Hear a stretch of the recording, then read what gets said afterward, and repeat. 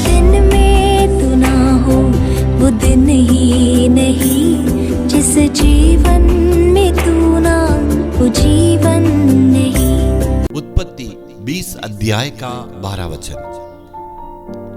और फिर भी सचमुच वह मेरी बहन है, वह मेरे पिता की बेटी तो है पर मेरे माता की बेटी नहीं, पर वह मेरी पत्नी हो गई।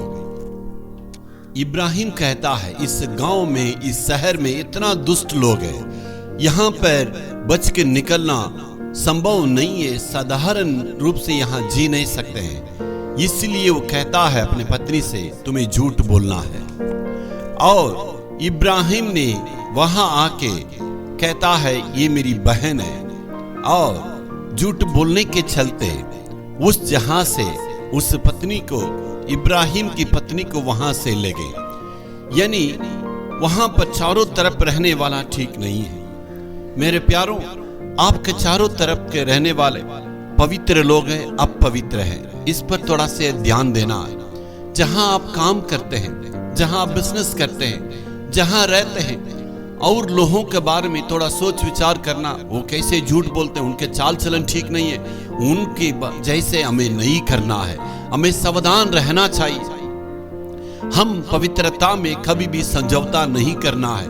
हमें सही ढंग से पवित्रता में आगे बढ़ने के लिए निर्णय करना है।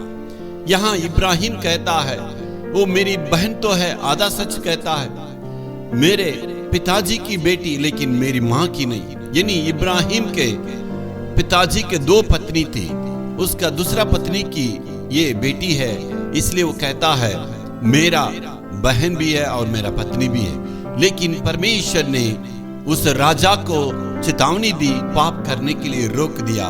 परमेश्वर ने इब्राहिम की पत्नी को वहां पर सुरक्षा रखा। अगर पत्नी चली जाती तो वादा किया हुआ पत्नी को इब्राहिम खो सकता था। इसलिए शादी की बंधन में कभी भी आप झूठ नहीं बोलना है। अपना जीवन साथी के रूप में है, उनको खोने के लिए कभी भी कोशिश नहीं करना है।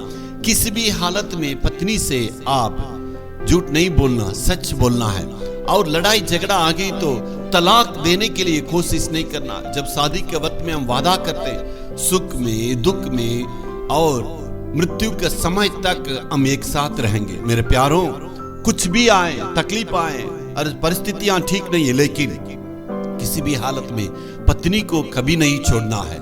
परमेश्वर की आशीष के लिए प्रार्थना करना, एक मन एक चित्त के साथ रह के उस परिवार का जीवन को आपको निभाने से परमेश्वर आपको भरपूर आशीष देंगे। Hallelujah, hallelujah.